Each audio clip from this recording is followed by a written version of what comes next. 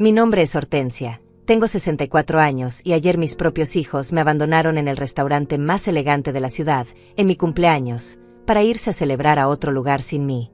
Me quedé allí sola, llorando, mientras los meseros me miraban con lástima. Pero cuando mi nieta Olivia apareció de repente y me entregó ese sobre, cuando abrí y vi esa llave y esos documentos, todo cambió. Esa noche descubrí algo que mis hijos jamás imaginaron que existía. Pero para que entiendas cómo llegué a vivir la humillación más grande de mi vida, necesito contarte mi historia desde el principio. Hace 40 años, cuando tenía 24, me casé con Rafael, el hombre más trabajador y honesto que conocí en mi vida. Éramos pobres, muy pobres. Vivíamos en una casita de 2 habitaciones que alquilábamos en las afueras, donde el agua llegaba solo 3 veces por semana y la luz se iba cada vez que llovía fuerte. Rafael trabajaba en una fábrica desde las 5 de la mañana hasta las 8 de la noche, 6 días a la semana. Yo lavaba ropa ajena para ganar unos pesos extra, con las manos siempre rojas y agrietadas por el jabón. Pero éramos felices, teníamos sueños. Queríamos tener una casa propia, formar una familia, darles a nuestros hijos todo lo que nosotros no habíamos tenido. Un año después nació nuestra hija Amalia. Era pequeñita, hermosa, con los ojos grandes de su padre. Cuando la tuve en brazos por primera vez, le prometí que nunca le faltaría nada, que haría todo lo necesario para que tuviera una vida mejor que la mía. No sabía que años después, esa misma niña a la que tanto amé sería quien me haría sentir como si fuera un estorbo en su vida. Los primeros años fueron duros. Amalia se enfermaba seguido y los medicamentos eran caros. Había noches que yo no cenaba para que ella y Rafael pudieran comer. Me quedaba despierta cosiendo hasta muy tarde, arreglando ropa que me traían las vecinas, solo para conseguir unos pesos más. Mis dedos sangraban de tanto coser, pero no me importaba. Todo era por mi familia. Rafael se mataba trabajando. Llegaba a casa tan cansado que apenas podía hablar, pero siempre encontraba fuerzas para jugar un ratito con Amalia antes de que se durmiera. Los domingos, nuestro único día libre, íbamos al parque y compartíamos una sola gaseosa entre los 3. Éramos pobres, pero éramos una familia unida. Cuando Amalia cumplió 5 años, Rafael y yo tomamos la decisión más importante de nuestras vidas. Íbamos a comprar una casa propia. Habíamos ahorrado centavo por centavo durante años, guardando el dinero en una lata de café que escondíamos debajo del colchón. No teníamos mucho, pero era suficiente para el enganche de una casita pequeña en un barrio mejor. Recuerdo el día que firmamos los papeles. Yo temblaba tanto que apenas podía sostener la pluma. Era nuestra casa, nuestro hogar. Amalia corría por los cuartos vacíos, gritando de felicidad. Rafael me abrazó y me dijo que lo habíamos logrado, que ya teníamos un lugar en el mundo que era solo nuestro. Los siguientes años fueron los más felices de mi vida. Poco a poco fuimos llenando la casa de muebles, comprando todo de segunda mano pero con mucho amor. Yo sembraba tomates y chiles en el patio, Rafael arreglaba todo lo que se descomponía. Amalia crecía sana y alegre, sacando buenas calificaciones en la escuela. Cuando Amalia tenía 10 años, nos enteramos de que venía otro bebé en camino. Estábamos felices, pero también preocupados. El dinero alcanzaba justo para los 3. Con un bebé más las cosas iban a estar más difíciles. Pero Rafael me decía que donde comían 3, comían 4. Que el amor se multiplicaba, no se dividía. Lamentablemente, perdí ese bebé a los 6 meses. Fue el dolor más grande de mi vida. Me quedé en cama durante semanas, sin querer comer, sin querer hablar con nadie. Rafael y Amalia me cuidaban, me traían té de manzanilla, me abrazaban cuando lloraba. Poco a poco fui sanando, pero esa pérdida me marcó para siempre. Decidimos que Amalia sería nuestra única hija, y que le daríamos todo nuestro amor y esfuerzo. La inscribimos en la mejor escuela que pudimos pagar, le compramos libros, útiles, ropa nueva. Yo trabajaba el doble para que ella tuviera todo lo que necesitaba. Rafael hacía horas extra los fines de semana. Amalia era una niña inteligente, pero también caprichosa. Siempre quería lo que tenían sus compañeras de clase que venían de familias con más dinero. Me pedía zapatos caros, mochilas de marca, ropa que costaba más de lo que ganábamos en una semana. Yo me desvivía por complacerla, aunque eso significara que yo no comprara nada para mí durante meses. Terminó la preparatoria con buenas calificaciones y quería estudiar una carrera universitaria. Rafael y yo estábamos orgullosos, pero también asustados. La universidad era carísima, y nosotros apenas teníamos para los gastos de la casa. Pero no íbamos a negarle esa oportunidad a nuestra hija. Vendimos nuestro auto viejo, pedimos préstamos, yo trabajé turnos dobles lavando ropa. Todo para que Amalia pudiera estudiar. Ella se quejaba de que no tenía un auto como sus compañeras, de que su ropa no era de marca, de que nuestra casa era pequeña comparada con las de sus amigas. Pero nosotros seguíamos sacrificándonos por ella. Durante la universidad, Amalia cambió completamente. Ya no era la niña dulce que corría por la casa gritando de felicidad. Se volvió exigente, grosera, como si se avergonzara de nosotros. Cuando sus compañeras venían a estudiar, ella les decía que yo era la empleada doméstica. Me dolía profundamente, pero yo callaba para no causarle problemas. Un día llegó a casa con un muchacho que se llamaba Mauricio. Era hijo de una familia adinerada, estudiaba la misma carrera que Amalia. Desde el primer momento me trató con desprecio, como si fuera invisible. Hablaba de sus viajes, de los autos de su familia, de las casas que tenían. Yo servía la cena y él ni siquiera me daba las gracias. Rafael no soportaba a Mauricio. Decía que era un presumido, que no era bueno para nuestra hija. Pero Amalia estaba ciega de amor, o tal vez de ambición. Empezó a pasar más tiempo en casa de Mauricio que en la nuestra. Cuando estaba con nosotros, se quejaba de todo. Que la casa era vieja, que la comida era muy simple, que nosotros no entendíamos su mundo. Me partía el corazón ver cómo se alejaba de nosotros. Yo había trabajado día y noche para darle todo, para que tuviera una vida mejor, y ahora parecía que se avergonzaba de ser nuestra hija. Pero seguía esperando que fuera una etapa, que cuando creciera más entendería todo lo que habíamos hecho por ella. Cuando terminó la universidad, Amalia y Mauricio se casaron. Fue una boda pequeña, porque nosotros no teníamos dinero para algo grande. La familia de Mauricio pagó la mayor parte, pero se notaba que lo hacían de mala gana. Durante la ceremonia, la mamá de Mauricio me preguntó a qué me dedicaba, y cuando le dije que lavaba ropa, me volteó la espalda y siguió hablando con otras personas. Después de la boda, Amalia y Mauricio se fueron a vivir a un departamento que los papás de él les regalaron. Era elegante, en una zona cara de la ciudad. Yo pensé que tal vez viviendo juntos, teniendo su propia casa, Amalia recuperaría la humildad y recordaría sus raíces. Pero me equivoqué completamente.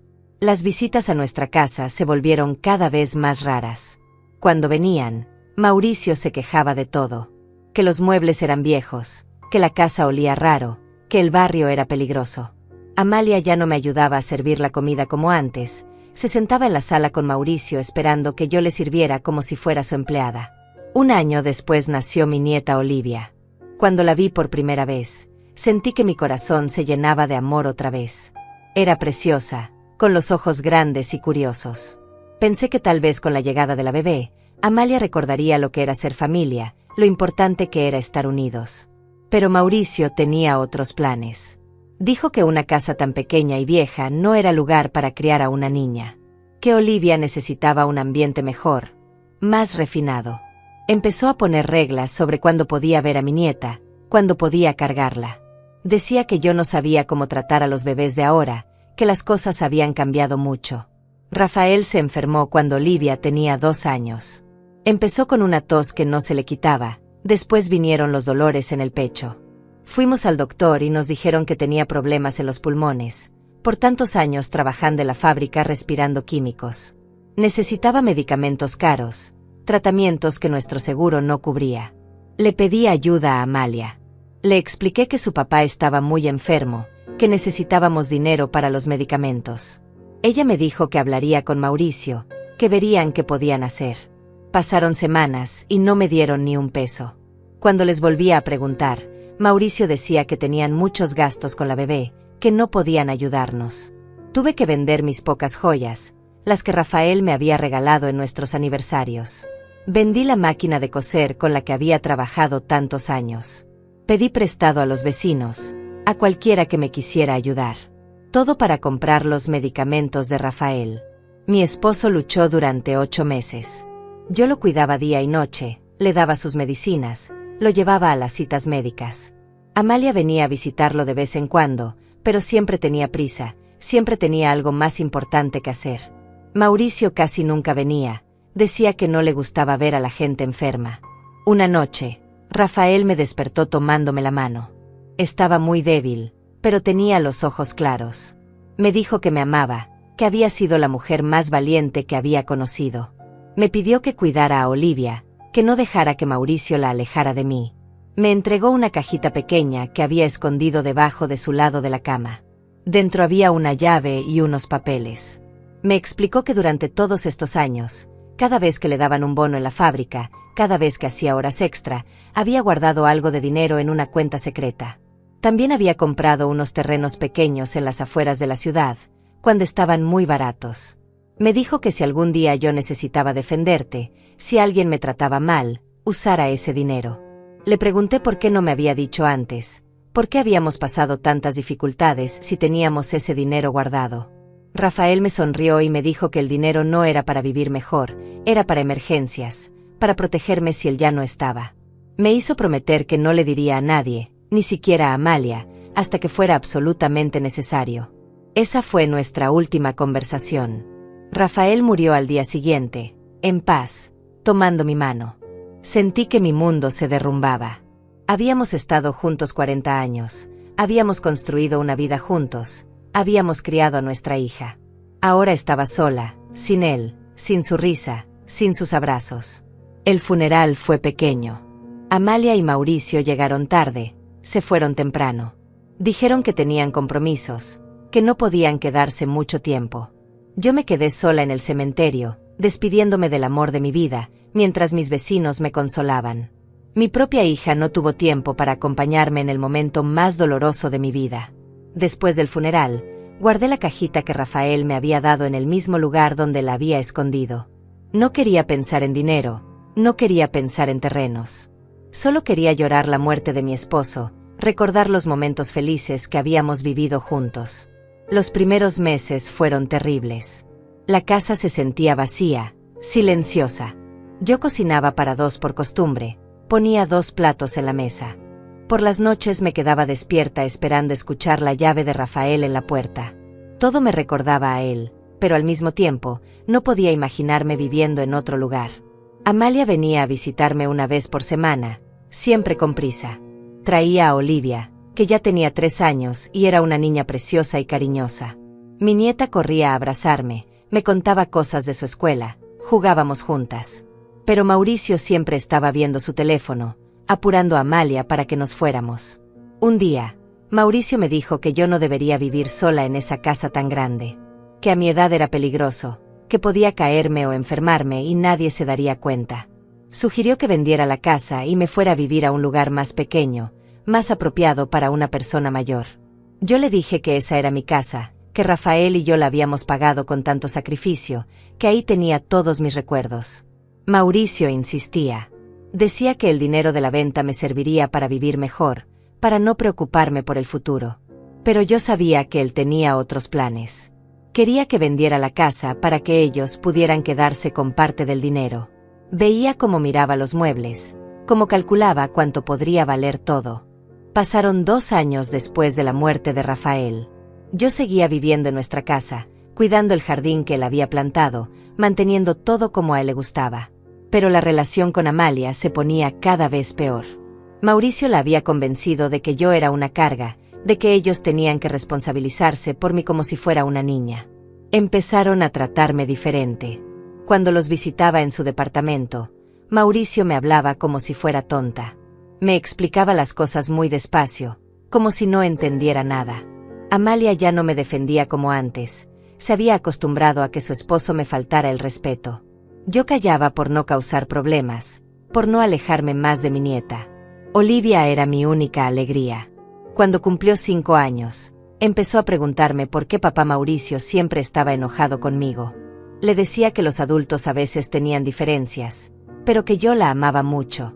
Ella me abrazaba y me decía que cuando fuera grande, iba a vivir conmigo para que no estuviera sola. Un día, Mauricio llegó a mi casa con unos papeles. Dijo que había estado investigando, que había encontrado un asilo muy bonito donde yo estaría mejor cuidada. Tenía doctores, enfermeras, actividades para personas de mi edad. Yo le dije que no estaba loca, que podía cuidarme sola perfectamente. Él me respondió que no era una sugerencia, que ya había hablado con Amalia y habían decidido que era lo mejor para mí. Amalia estaba parada detrás de él, sin decir nada. Cuando la miré a los ojos, esperando que me defendiera, ella volteó la cara. Mi propia hija, a la que había criado con tanto amor, estaba dispuesta a mandarme a un asilo para deshacerse de mí. Sentí que el corazón se me partía en 1000 pedazos. Les dije que no iba a irme de mi casa, que ellos no tenían derecho a decidir sobre mi vida.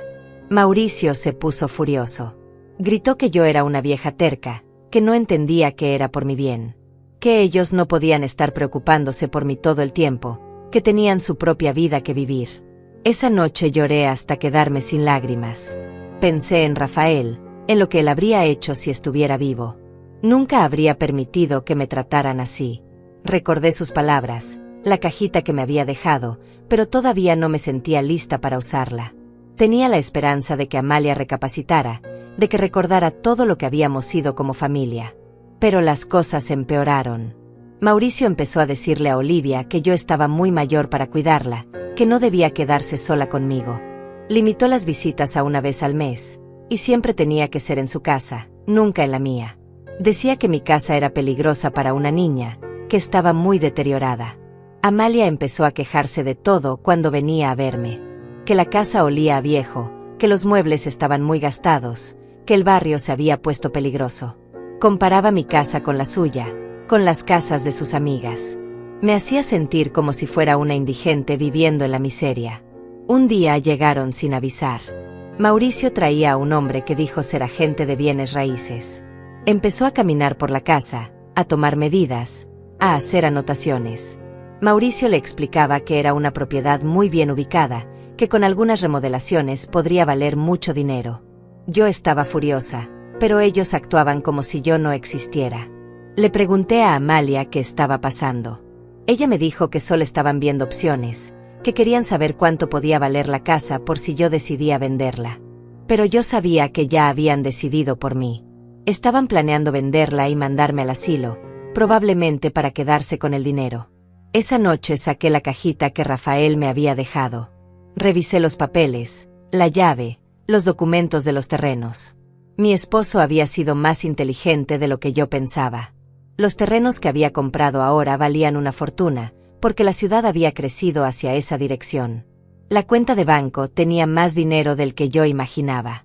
Pero no quería usar ese dinero todavía. Quería darle una oportunidad más a mi hija. Pensé que tal vez si le hablaba con el corazón, si le recordaba todo lo que habíamos vivido juntos, podría hacerla entender que estaba cometiendo un error terrible. Invité a Amalia a tomar café, solo nosotras dos.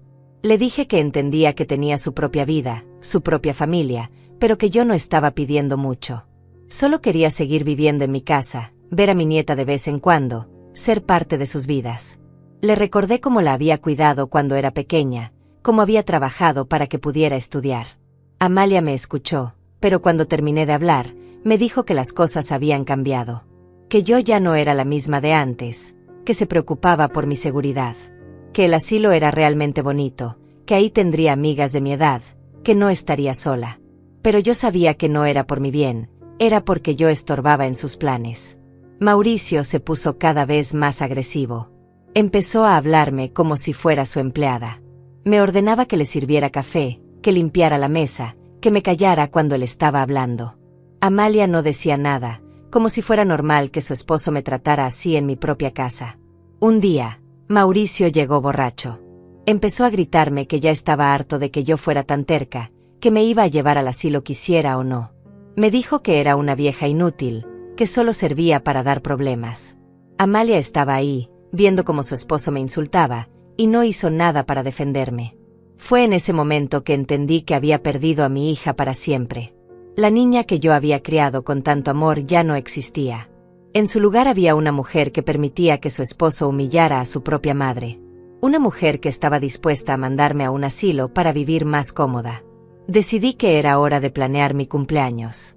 Quería darles una última oportunidad, hacer un último intento por recuperar a mi familia. Pensé que tal vez en un ambiente diferente, En una cena elegante, podríamos recordar los buenos momentos y solucionar nuestros problemas. Reservé una mesa en el restaurante más fino de la ciudad. Gasté parte de mis ahorros en comprar un vestido nuevo color rosa, zapatos elegantes, en arreglarme el cabello. Quería verme bien, quería que se sintieran orgullosos de mí. Invité a Amalia, a Mauricio y a Olivia. Les dije que quería celebrar mi cumpleaños con ellos, que era muy importante para mí. Amalia parecía sorprendida de que yo tuviera dinero para pagar un restaurante tan caro. Me preguntó de dónde había sacado el dinero, si había vendido algo. Le dije que había ahorrado durante meses, que quería hacer algo especial para mi cumpleaños. Ella aceptó la invitación, pero podía ver en sus ojos que no estaba muy convencida. Mauricio se burló. Dijo que era ridículo que una vieja como yo quisiera celebrar en un lugar tan elegante, que la gente se iba a reír de mí, que no encajaba en ese ambiente. Pero Amalia le dijo que fueran, que total era gratis para ellos. Esa respuesta me dolió profundamente, pero seguí adelante con mis planes. El día de mi cumpleaños me levanté temprano. Me bañé, me puse mi vestido nuevo, me maquillé como no lo hacía en años. Me veía bien, me sentía bien. Tenía la esperanza de que esa noche podríamos hablar, de que podría hacerles entender cuánto los amaba y cuánto necesitaba que me respetaran. Llegué al restaurante una hora antes de la cita. Quería asegurarme de que todo estuviera perfecto. Hablé con el mesero, pedí que pusieran flores frescas en la mesa, que sirvieran el mejor vino. Estaba nerviosa, pero emocionada. Pensaba que tal vez esta sería la noche en que mi familia volvería a ser una familia. Esperé en el restaurante, viendo el reloj cada 5 minutos. La mesa estaba perfecta, con manteles blancos, copas de cristal y un pequeño arreglo de flores que había pedido especialmente. Los meseros me trataban con mucho respeto, me ofrecían agua, pan, me preguntaban si necesitaba algo mientras esperaba a mi familia.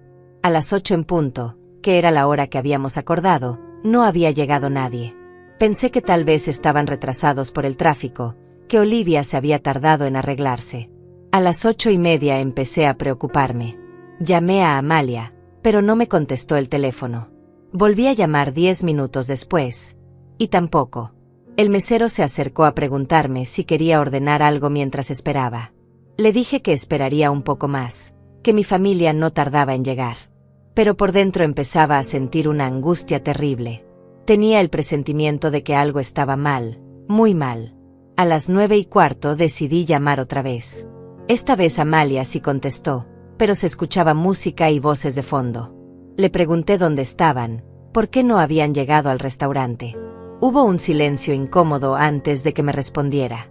Me dijo que habían decidido cambiar de planes, que Mauricio había recordado que era el cumpleaños de un amigo suyo, que tenían que ir a esa celebración, que el restaurante que yo había elegido estaba muy lejos, que Olivia estaba cansada. Me pidió perdón, pero sonaba distraída, como si no le importara realmente. Le pregunté por qué no me habían avisado antes, por qué me habían dejado esperando. Mauricio gritó algo en el fondo, y Amalia me dijo que tenía que colgar, que luego me llamaba. La línea se cortó y me quedé ahí, sosteniendo el teléfono, sintiendo como se me rompía el corazón. Los meseros me miraban con lástima. Era obvio que me habían plantado, que estaba sola en mi cumpleaños. Uno de ellos se acercó y me preguntó si quería que cancelara la reservación. Yo asentí con la cabeza, porque no podía hablar. Si abría la boca, iba a empezar a llorar ahí mismo. Pedí la cuenta por las bebidas que había tomado mientras esperaba. Cuando llegó, vi que era muy cara, pero no me importó. Pagué, dejé propina, y me levanté para irme. Pero cuando estaba caminando hacia la salida, las piernas me temblaron y tuve que sentarme otra vez. Fue entonces cuando empecé a llorar.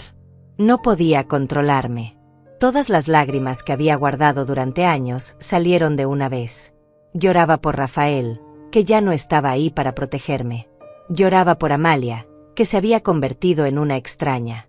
Lloraba por mí misma, por sentirme tan sola y abandonada.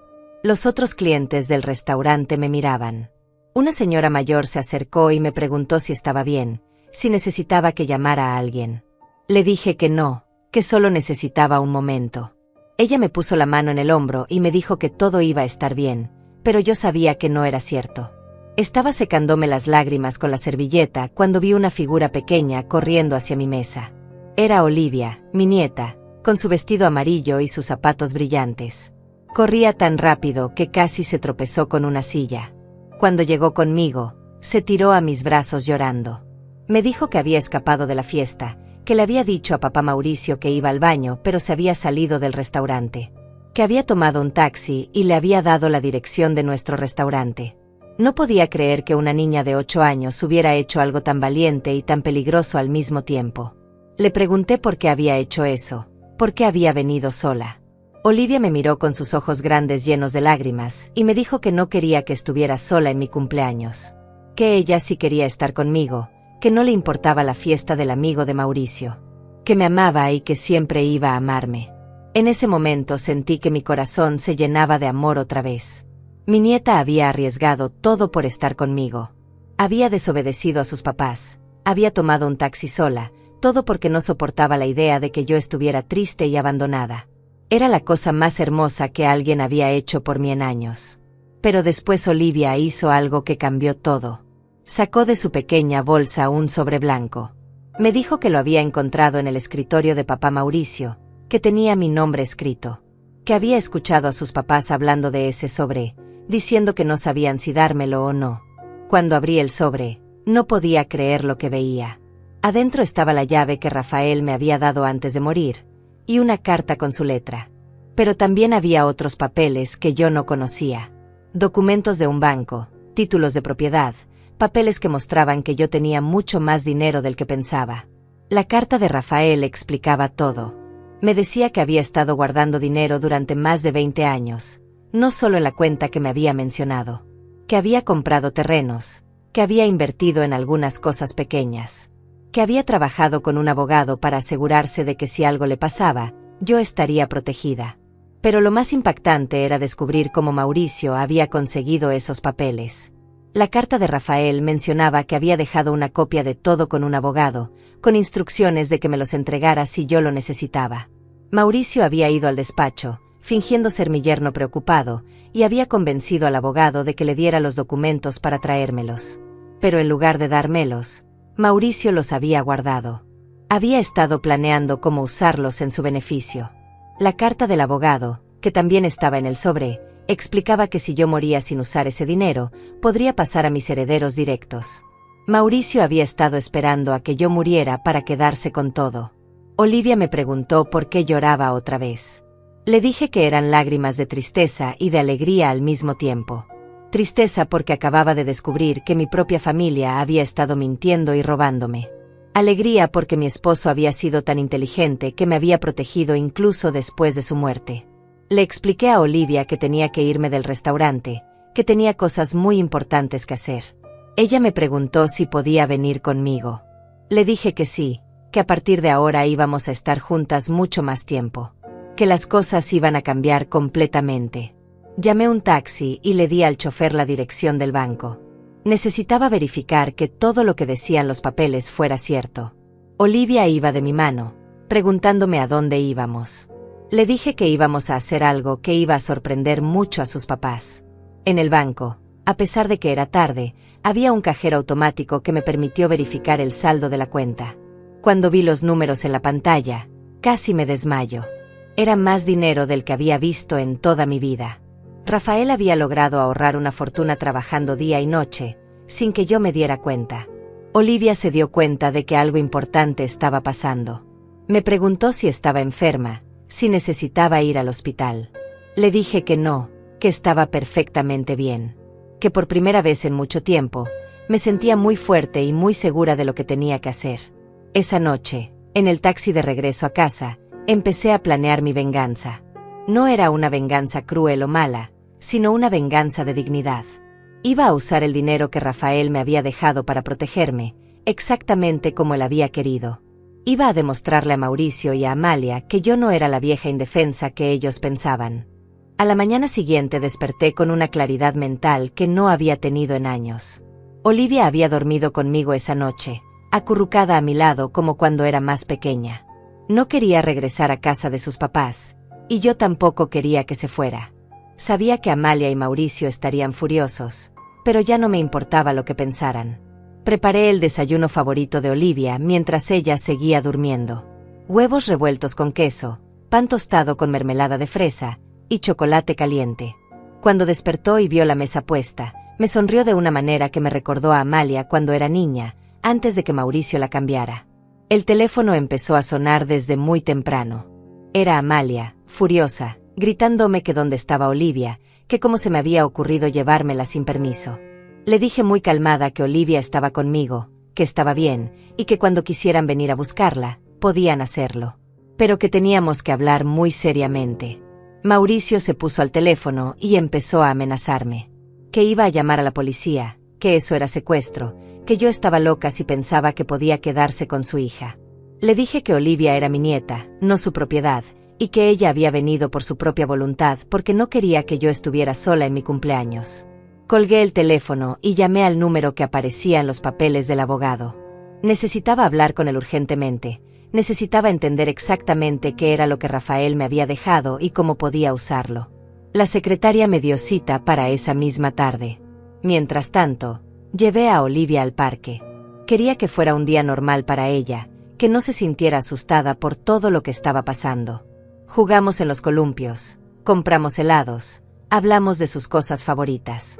Era hermoso ver cómo sonreía, cómo se divertía cuando no tenía a Mauricio diciéndole qué hacer todo el tiempo. En el parque me contó cosas que me partieron el corazón. Me dijo que papá Mauricio siempre hablaba mal de mí cuando yo no estaba. Que le decía que yo era muy pobre, que no sabía cuidar niños, que era mejor que no pasara mucho tiempo conmigo. Que mamá Amalia a veces lloraba cuando pensaba que nadie la veía. Le pregunté por qué lloraba su mamá. Olivia me dijo que había escuchado a sus papás peleando muchas veces. Que papá Mauricio le gritaba a mamá Amalia, que le decía que era tonta, que no sabía hacer nada bien. Que a veces mamá Amalia se encerraba en el baño y lloraba muy bajito para que nadie la escuchara. Eso me hizo entender que Amalia también era víctima de Mauricio.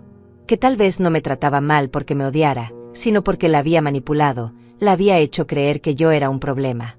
Que tal vez si yo era fuerte y me defendía, también estaría ayudando a mi hija a liberarse de ese hombre horrible. Por la tarde fuimos al despacho del abogado. Se llamaba licenciado Teodoro y era un hombre mayor, muy serio, con lentes gruesos. Cuando le mostré los papeles, se puso muy contento de verme. Me dijo que había estado esperando durante años a que yo fuera a buscarlo. Me explicó que Rafael había sido muy inteligente, que durante los últimos 15 años de su vida había estado ahorrando e invirtiendo sin que nadie se diera cuenta, que había comprado terrenos cuando estaban baratos, que había puesto dinero en cuentas que generaban intereses, que había sido muy cuidadoso con todo. Los terrenos que Rafael había comprado ahora valían más de 10 veces lo que él había pagado. La ciudad había crecido hacia esa dirección, y ahora eran zonas muy cotizadas. El dinero en las cuentas también había crecido con los intereses y las inversiones que el abogado había manejado siguiendo las instrucciones de Rafael. En total, yo tenía una fortuna. No era millonaria, pero tenía suficiente dinero para vivir muy cómoda el resto de mi vida, para comprarme una casa nueva, para ayudar a Olivia con sus estudios, para hacer todo lo que quisiera sin pedirle permiso a nadie. El licenciado Teodoro me explicó que Mauricio había ido a verlo hace 6 meses. Que había fingido estar preocupado por mí, que había dicho que yo estaba perdiendo la memoria, que necesitaba ayuda para manejar mis asuntos. Que por eso le había dado una copia de los documentos, para que supuestamente me ayudara. Pero el abogado se había dado cuenta de que algo no estaba bien. Mauricio había hecho demasiadas preguntas sobre qué pasaría con el dinero si yo moría, sobre cómo cambiar el testamento, sobre cómo hacer para que yo fuera declarada incapaz mentalmente. Por eso había decidido no darle acceso a las cuentas, solo los papeles. Le conté al licenciado todo lo que había pasado, cómo me habían tratado, cómo habían planeado mandarme al asilo, cómo me habían abandonado en mi cumpleaños. Él se puso muy serio y me dijo que necesitábamos actuar rápido, que Mauricio probablemente ya estaba planeando su próximo movimiento. Me ayudó a hacer un testamento nuevo. En él, dejaba todo el dinero y las propiedades para Olivia, con la condición de que solo podría acceder a ellos cuando cumpliera 21 años. Mientras tanto, yo administraría todo. Si algo me pasaba antes, el licenciado Teodoro se haría cargo hasta que ella fuera mayor de edad. También agregamos una cláusula especial. Si alguien trataba de internarme en un asilo contra mi voluntad, o si alguien me maltrataba física o emocionalmente, perdería automáticamente cualquier derecho a mi herencia. Era una forma de protegerme de Mauricio y de cualquiera que quisiera hacerme daño. Cuando salimos del despacho, ya tenía un plan completamente formado en mi mente. Iba a comprar una casa nueva, en un barrio bonito, donde Olivia y yo pudiéramos vivir tranquilas. Iba a contratar los mejores abogados para asegurarme de que nadie pudiera quitarme a mi nieta. Y le iba a demostrar a Mauricio que había subestimado completamente a la vieja inútil. Esa noche, cuando Amalia y Mauricio llegaron a buscar a Olivia, yo estaba preparada. Los recibí en la sala, muy calmada, con todos los documentos organizados en una carpeta sobre la mesa. Mauricio entró gritando, diciendo que iba a llamar a la policía, que yo había perdido la razón. Le dije que se sentara, que teníamos que hablar muy seriamente. Saqué los papeles de la carpeta y los puse sobre la mesa. Cuando Mauricio vio los documentos del banco, los títulos de propiedad, se quedó completamente pálido. Amalia no entendía qué estaba pasando, pero pudo ver que algo había cambiado. Le expliqué a Amalia que su papá me había dejado una herencia que yo no conocía, que durante todos estos años que habían estado tratándome como si fuera una indigente, yo había tenido dinero suficiente para vivir mejor que ellos.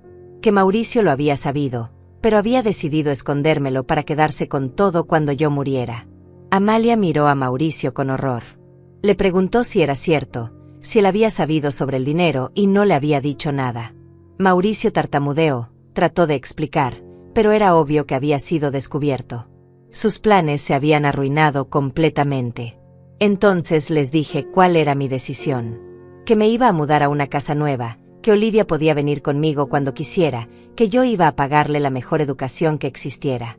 Que ellos podían seguir con sus vidas, pero que nunca más iban a faltarme el respeto, nunca más iban a tratarme como si fuera un estorbo. Mauricio se puso furioso. Empezó a gritar que yo no podía llevarse a su hija, que él tenía derechos. Le dije muy tranquila que Olivia no era su hija biológica, que él no tenía ningún derecho legal sobre ella. Que si quería pelear por la custodia, podíamos ir a los tribunales, donde yo tenía los mejores abogados y él tendría que explicar por qué había robado documentos y había planeado defraudarme. La cara de Mauricio cuando se dio cuenta de que había perdido todo el control fue algo que nunca voy a olvidar. Se puso rojo de la ira, empezó a caminar de un lado a otro de la sala como un animal enjaulado. Gritaba que yo no tenía derecho a cambiar las reglas así, que él había cuidado de mí durante años, que merecía algo por todo lo que había hecho. Le dije muy claramente que él nunca me había cuidado. Que al contrario, había estado planeando robarme y mandarme a un asilo para quedarse con mi dinero. Que había manipulado a mi hija, que había tratado de alejarme de mi nieta, que me había faltado el respeto en mi propia casa durante años. Amalia estaba sentada en silencio, procesando toda la información. De repente empezó a llorar. No era el llanto falso que había puesto otras veces para manipularme, sino lágrimas reales de vergüenza y arrepentimiento. Me dijo que no sabía nada sobre el dinero, que Mauricio nunca le había contado que había ido al abogado. Le pregunté directamente si era cierto que él la maltrataba, si las peleas que Olivia había escuchado eran reales.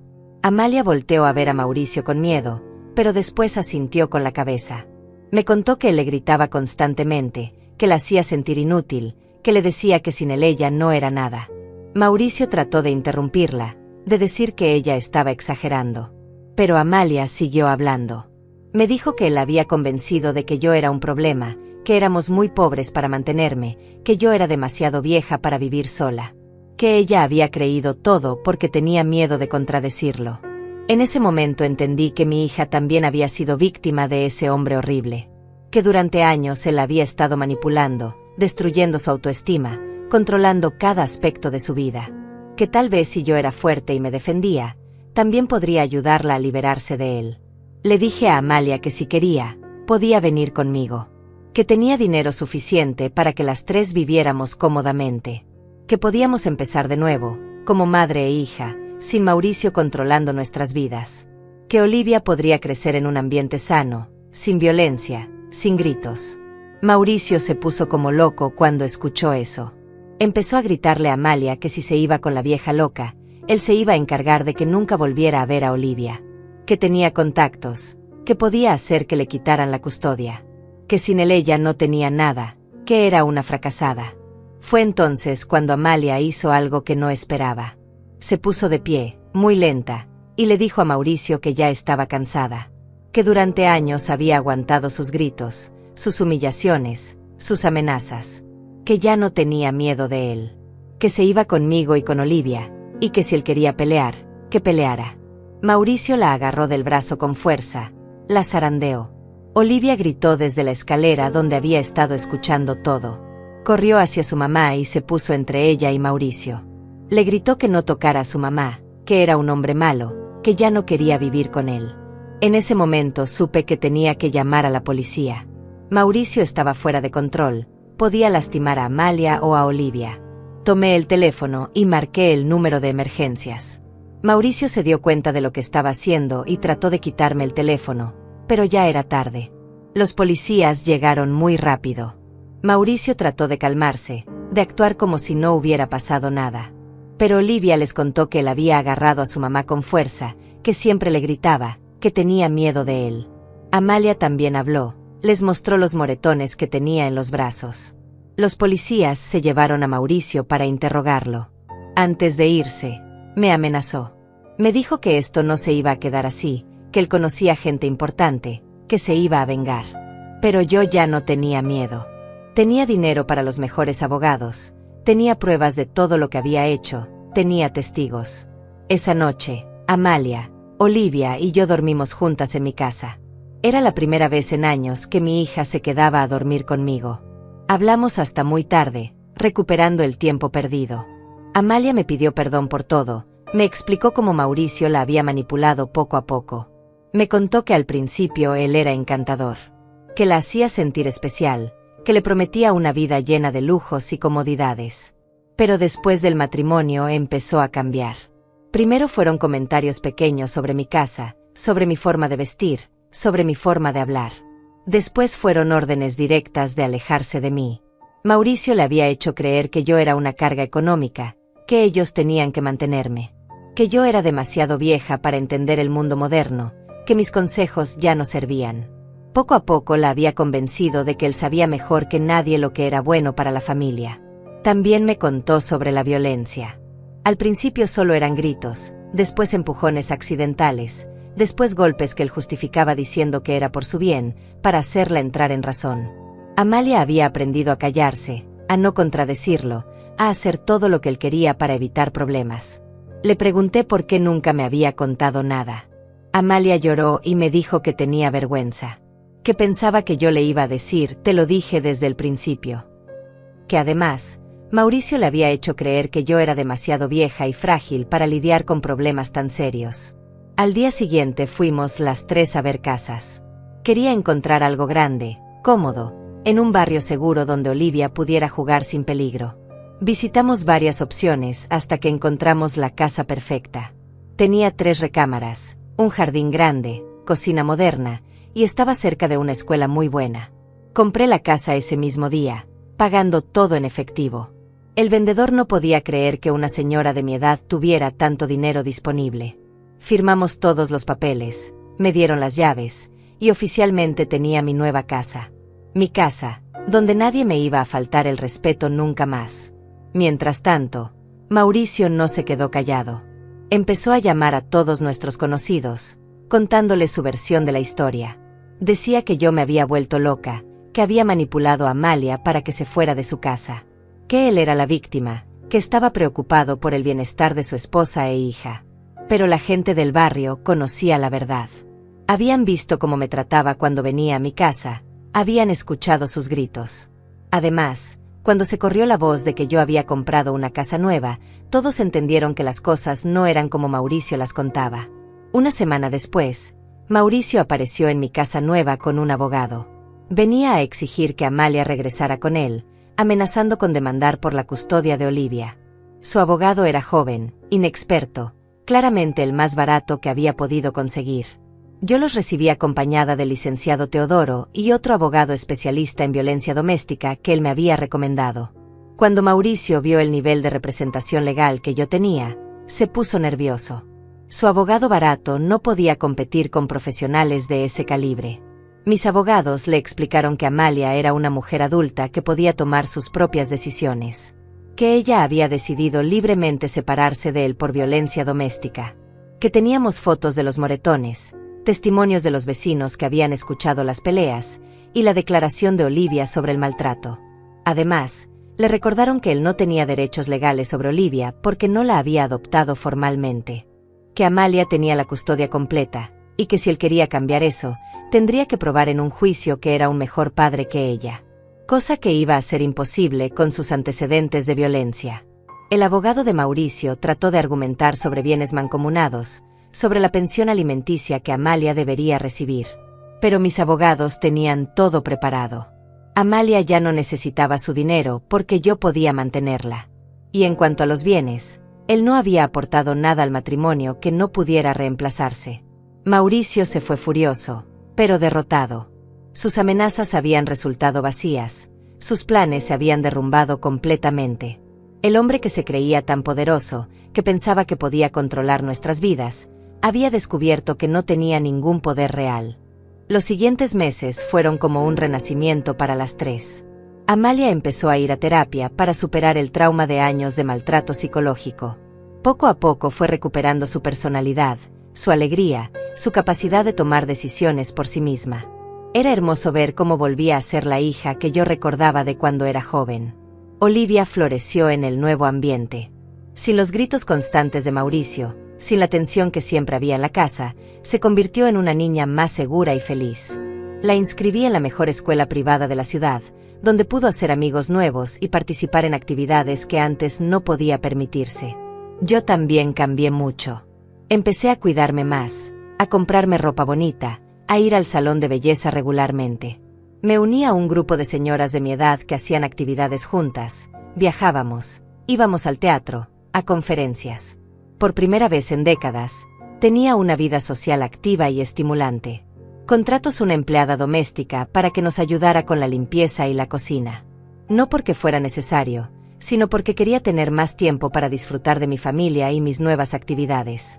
La señora Victoria, que así se llamaba mi empleada, se convirtió en una amiga más que en una trabajadora. Mauricio, mientras tanto, estaba viviendo las consecuencias de sus actos. Sin el dinero de Amalia, sin la perspectiva de heredar mi fortuna, se encontró en una situación económica muy difícil. Había estado viviendo por encima de sus posibilidades, contando con dinero que no era suyo. Empezó a buscar desesperadamente otra mujer que lo mantuviera. Salía con diferentes señoras, siempre mayores que él, siempre con dinero. Pero su reputación ya estaba dañada. La gente del barrio sabía cómo había tratado a su familia, y las mujeres inteligentes se alejaban de él en cuanto se enteraban de su historia. Un día, Olivia me contó que había visto a Mauricio en el centro comercial con una señora muy mayor, probablemente de 80 años. Estaba siendo súper cariñoso con ella, exactamente como había sido con Amalia al principio. Mi nieta, que ahora tenía 9 años, me dijo que sintió lástima por esa señora porque no sabía lo malo que era Mauricio. Le expliqué a Olivia que a veces las personas malas encuentran la forma de engañar a otros, pero que tarde o temprano siempre se descubre la verdad. Que lo importante era que nosotras estábamos seguras, que teníamos una familia llena de amor y respeto mutuo. Amalia consiguió trabajo en una oficina. No necesitaba trabajar económicamente, pero quería sentirse útil, independiente. Había estudiado administración antes de casarse, pero Mauricio nunca la había dejado trabajar. Ahora, libre de sus limitaciones, pudo demostrar lo capaz que era.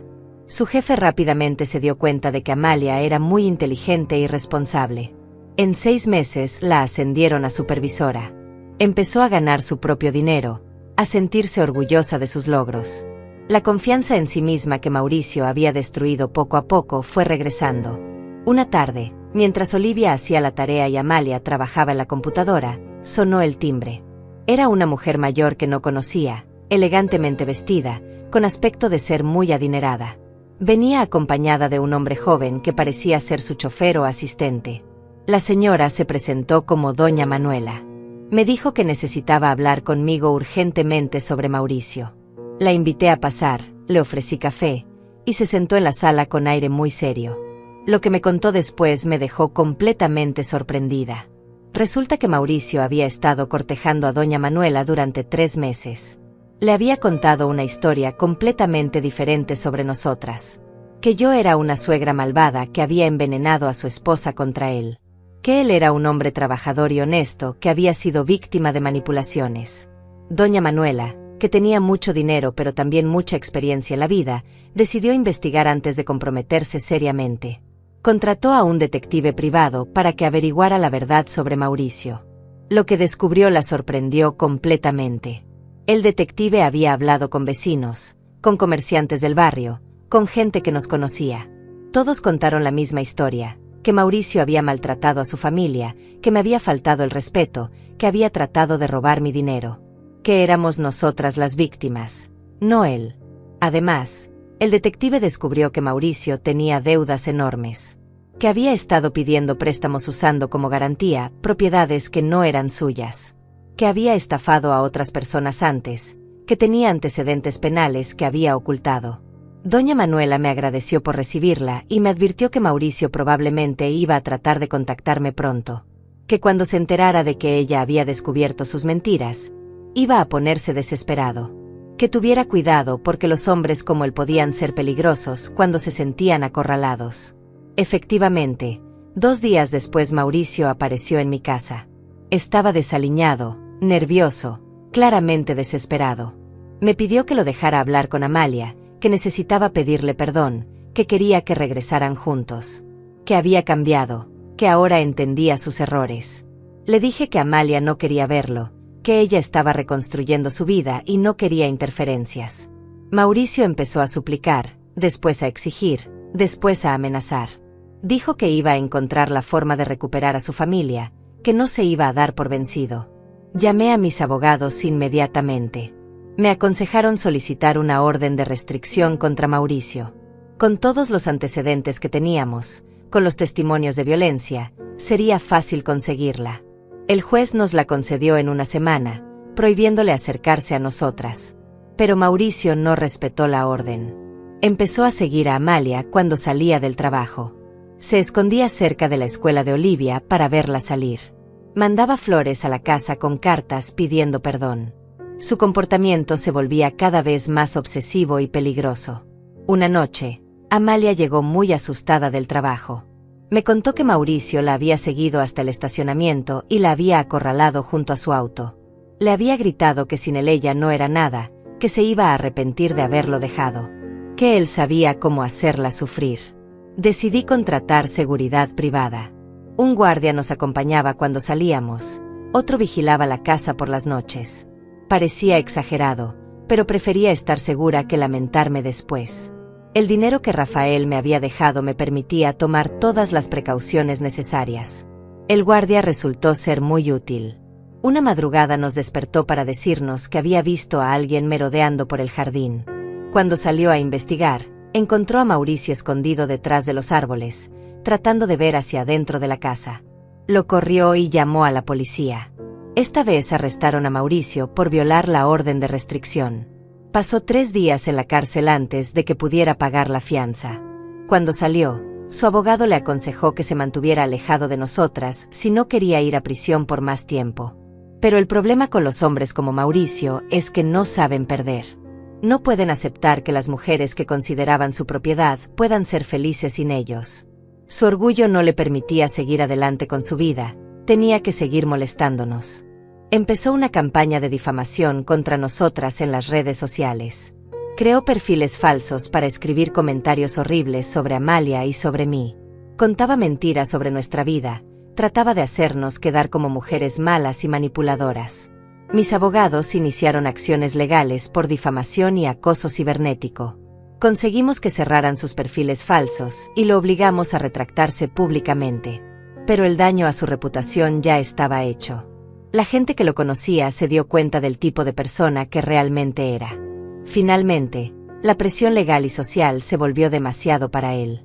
Una madrugada empacó sus cosas y se fue de la ciudad sin avisar a nadie. Simplemente desapareció, dejando deudas, problemas legales y una estela de gente que había lastimado. Al principio estuvimos preocupadas, pensando que podría regresar en cualquier momento. Pero pasaron las semanas, después los meses, y no supimos nada de él. Poco a poco empezamos a relajarnos, a sentirnos verdaderamente libres por primera vez en años. Un año después de que Mauricio desapareciera de nuestras vidas, recibimos noticias inesperadas. Un detective privado que yo había contratado para asegurarme de que no regresara nos informó que Mauricio había sido arrestado en otra ciudad por estafa. Aparentemente había engañado a varias mujeres mayores, robándoles dinero con promesas de matrimonio. La noticia me produjo sentimientos encontrados. Por un lado, me alegraba saber que finalmente estaba pagando por sus crímenes. Por otro lado, sentía tristeza por todas las mujeres que habían caído en sus mentiras. Mauricio era un depredador que se aprovechaba de la soledad y la vulnerabilidad de las personas mayores. Amalia reaccionó con alivio. Me dijo que durante todo ese año había tenido pesadillas, soñando que Mauricio regresaba para llevarse a Olivia. Saber que estaba en prisión la tranquilizó completamente. Por fin podía dormir en paz, sabiendo que estábamos verdaderamente seguras. Olivia, que ahora tenía 10 años, había cambiado muchísimo. Ya no era la niña tímida y asustada que había vivido con miedo a los gritos de Mauricio. Se había convertido en una niña segura, inteligente, llena de sueños y proyectos. Sus calificaciones en la escuela eran excelentes, tenía muchos amigos, participaba en obras de teatro. Decidí que era el momento perfecto para hacer algo que había estado planeando durante meses. Quería crear una fundación para ayudar a mujeres mayores que estuvieran pasando por situaciones similares a la mía. Mujeres que fueran maltratadas por sus familias, que necesitaran apoyo legal, económico o emocional. Contraté a los mejores abogados para establecer la fundación legalmente. La llamé Fundación Rafael, en honor a mi esposo, que había sido tan inteligente al protegerme con su herencia. La fundación ofrecería asesoría legal gratuita, apoyo psicológico y, en casos extremos, ayuda económica para que las mujeres pudieran independizarse. La primera beneficiaria de la fundación fue una vecina de mi antiguo barrio. Se llamaba Doña Olivia, como mi nieta, tenía 72 años y vivía con su hijo que la maltrataba constantemente. Le gritaba, le robaba su pensión, la amenazaba con echarla a la calle si no hacía lo que él quería. Cuando me enteré de su situación a través de otras vecinas, inmediatamente le ofrecí ayuda. Le pagué un apartamento pequeño pero digno, le conseguí los mejores abogados para que recuperara el control de su pensión y le proporcioné apoyo psicológico para que sanara del trauma del maltrato. Ver la transformación de Doña Olivia fue increíble. En pocas semanas pasó de ser una mujer aterrorizada y deprimida a una señora alegre y activa. Empezó a participar en actividades comunitarias, hizo nuevas amigas, recuperó su dignidad. Me agradecía constantemente, pero yo sabía que simplemente estaba haciendo lo que Rafael habría querido. La fundación creció rápidamente. Empezamos a recibir casos de toda la ciudad. Mujeres que habían sido abandonadas por sus hijos, que habían sido estafadas por parientes codiciosos, que vivían en situaciones de violencia o abandono. Cada caso me recordaba lo afortunada que había sido de tener los recursos para defenderme. Contraté a un equipo de profesionales, abogados especializados en derechos de los adultos mayores, psicólogos, trabajadores sociales, contadores. Todos trabajaban con la pasión de quienes saben que están haciendo una diferencia real en la vida de las personas. Una de las historias que más me impactó fue la de Doña Manuela, una señora de 68 años cuyos hijos la habían despojado de su casa. Habían falsificado su firma para vender la propiedad y dividirse el dinero entre ellos. Ella había quedado literalmente en la calle, durmiendo en albergues. Nuestros abogados trabajaron durante 6 meses para demostrar el fraude. Recuperamos la casa para Doña Manuela y conseguimos que sus hijos fueran procesados penalmente. Pero lo más importante fue ver cómo ella recuperó la fe en la justicia y en sí misma. Amalia se involucró activamente en la fundación. Su experiencia personal con el maltrato la convertía en una consejera muy efectiva para otras mujeres que habían pasado por situaciones similares.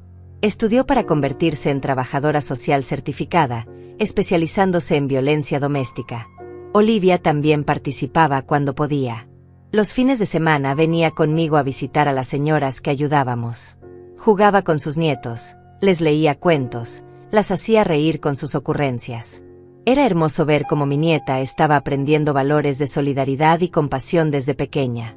La fundación empezó a recibir reconocimientos públicos. El alcalde nos dio una medalla al mérito ciudadano. Varios periódicos escribieron artículos sobre nuestro trabajo. Otras organizaciones comenzaron a pedirnos consejos sobre cómo replicar nuestro modelo en otras ciudades. Pero el reconocimiento que más me emocionó fue una carta que recibí de una mujer que había leído sobre la fundación en el periódico. Me escribía desde otro país, contándome que había pasado por una situación muy similar con su familia, que leer mi historia le había dado fuerzas para defenderse y reconstruir su vida. 2 años después de crear la fundación, decidí escribir un libro contando mi experiencia. No para hacerme famosa, sino para llegar a más mujeres que pudieran estar pasando por situaciones similares. Quería que supieran que no estaban solas, que era posible defenderse y recuperar la dignidad. El libro se tituló Nunca es tarde para empezar de nuevo. Conté toda mi historia, la pobreza de mi juventud, la felicidad con Rafael, el maltrato de Mauricio, el descubrimiento de la herencia, la reconstrucción de mi vida. Pero sobre todo, conté la transformación de víctima a defensora de otras mujeres. El libro se volvió muy popular entre las mujeres mayores. Recibía cientos de cartas de lectoras que me contaban sus propias historias, que me pedían consejos, que me agradecían por haberles dado esperanza. Muchas de ellas encontraron la valentía para cambiar sus vidas después de leer mi libro. Olivia, que ahora tenía 12 años, estaba muy orgullosa de su abuela escritora. Me ayudaba a contestar las cartas de las lectoras, me acompañaba a las presentaciones del libro. Había decidido que cuando fuera grande quería ser abogada para ayudar a las mujeres, igual que yo. Amalia también había encontrado el amor otra vez. Conoció a un hombre maravilloso llamado Rafael, como mi esposo, que trabajaba como psicólogo en un centro de rehabilitación. Era viudo, tenía 2 hijos ya adultos, y trataba a Olivia como si fuera su propia nieta. Rafael era todo lo contrario de Mauricio. Respetuoso, cariñoso, inteligente, trabajador. Apoyaba completamente el trabajo de Amalia en la fundación, participaba en nuestras actividades familiares, se había ganado el cariño de Olivia con paciencia y dedicación. Cuando Amalia me pidió mi opinión sobre casarse otra vez, le dije que tenía mi bendición completa, que Rafael era un hombre bueno que la haría feliz, que merecía tener una segunda oportunidad en el amor, que además, Olivia necesitaba una figura paterna positiva en su vida. La boda fue pequeña pero hermosa. Se casaron en el jardín de nuestra casa, rodeados de familia y amigos cercanos. Olivia fue la damita de honor, yo fui la madrina. Durante la ceremonia, pensé en lo mucho que habíamos cambiado todas en estos años. Después de la boda, Amalia y Rafael se mudaron a una casa cerca de la mía. Olivia pasaba la mitad del tiempo conmigo y la mitad con ellos. Era un arreglo perfecto que nos permitía mantener nuestra cercanía mientras respetaba la nueva familia que Amalia había formado. Una tarde, mientras revisaba los informes mensuales de la fundación, me di cuenta de algo sorprendente. En 3 años habíamos ayudado a más de 500 mujeres mayores. Habíamos recuperado propiedades robadas por valor de millones de pesos, habíamos conseguido que decenas de maltratadores fueran procesados penalmente, habíamos cambiado vidas. Pero lo más importante era que habíamos creado una red de apoyo entre mujeres mayores. Las señoras que habíamos ayudado ahora ayudaban a otras, compartían sus experiencias, se cuidaban mutuamente. Habíamos demostrado que la vejez no era sinónimo de vulnerabilidad, sino de sabiduría y fortaleza. Esa noche, mientras cenaba con Amalia, Rafael y Olivia, pensé en todo el camino que habíamos recorrido. De ser una mujer abandonada en un restaurante en mi cumpleaños, había pasado a ser una defensora de los derechos de las mujeres mayores, una escritora exitosa, una abuela orgullosa. 5 años habían pasado desde aquella noche terrible en el restaurante, cuando mis hijos me abandonaron en mi cumpleaños. Ahora, a los 69 años, mi vida era completamente diferente. Estaba sentada en mi oficina de la fundación, revisando los casos nuevos que habían llegado esa semana, cuando recibí una llamada que jamás esperé. Era Amalia, llorando al teléfono. Me dijo que acababa de recibir una llamada del hospital. Mauricio había tenido un accidente de auto y estaba en estado crítico. Los doctores habían encontrado nuestros datos como contactos de emergencia en su celular. Querían saber si íbamos a ir a verlo. Mi primera reacción fue decir que no, que después de todo lo que nos había hecho, no teníamos ninguna obligación con él. Pero Amalia me sorprendió.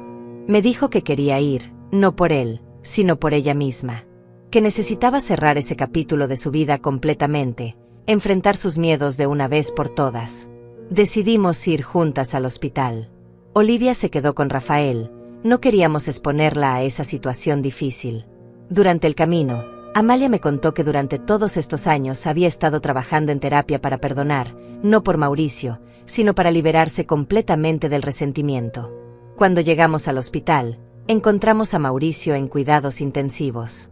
Estaba inconsciente, conectado a varias máquinas. Se veía mucho mayor, con el cabello gris, la cara demacrada.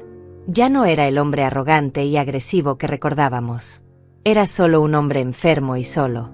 Una enfermera nos contó que había estado varios días sin que nadie viniera a verlo, que no tenía familiares cercanos, que aparentemente había vivido los últimos años completamente aislado.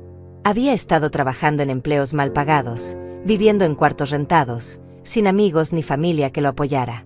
El médico nos explicó que las lesiones eran graves. Había sufrido daño cerebral, fracturas múltiples, hemorragia interna. Aunque sobreviviera, probablemente quedaría con secuelas permanentes. Necesitaría cuidados de por vida, rehabilitación, apoyo constante. Amalia se quedó un rato viendo a Mauricio en silencio. Después me dijo algo que nunca olvidaré. Mamá, ya no siento rabia hacia él. Solo siento lástima. Mira en lo que se convirtió su vida por ser tan lleno de odio y maldad. Le pregunté si quería que la fundación se hiciera cargo de sus gastos médicos. Amalia me miró sorprendida y me dijo que esa decisión me correspondía a mí, que ella lo había perdonado, pero que entendería cualquier decisión que yo tomara. Pensé en Rafael, en cómo él me había enseñado a ser generosa y compasiva. Pensé en todas las mujeres que habíamos ayudado en la fundación, en la importancia de romper los ciclos de violencia y venganza. Decidí que la fundación pagaría sus gastos médicos básicos, no por él, sino por nosotras. Mauricio nunca despertó. Murió una semana después, sin recuperar la conciencia. No hubo funeral, no hubo dolientes. Solo nosotras fuimos al entierro, no para llorar por él, sino para cerrar definitivamente ese capítulo de nuestras vidas. Olivia, que ahora tenía 15 años, nos preguntó por qué habíamos ayudado a alguien que nos había hecho tanto daño. Le expliqué que a veces hacer lo correcto no significa hacer lo que la otra persona se merece, sino hacer lo que nos hace mejores personas a nosotras. La fundación siguió creciendo. Abrimos oficinas en 3 ciudades más, ayudamos a crear leyes más estrictas para proteger a los adultos mayores, establecimos programas de educación para prevenir el maltrato. El trabajo que había comenzado como una venganza personal se había convertido en un movimiento social. Olivia decidió estudiar Derecho, tal como había prometido cuando era pequeña. Quería especializarse en derechos humanos para continuar el trabajo de la fundación cuando yo ya no pudiera hacerlo. Ver su pasión por la justicia social me llenaba de orgullo y esperanza. Amalia y Rafael tuvieron un bebé cuando Olivia tenía 16 años. Un niño hermoso al que llamaron Diego.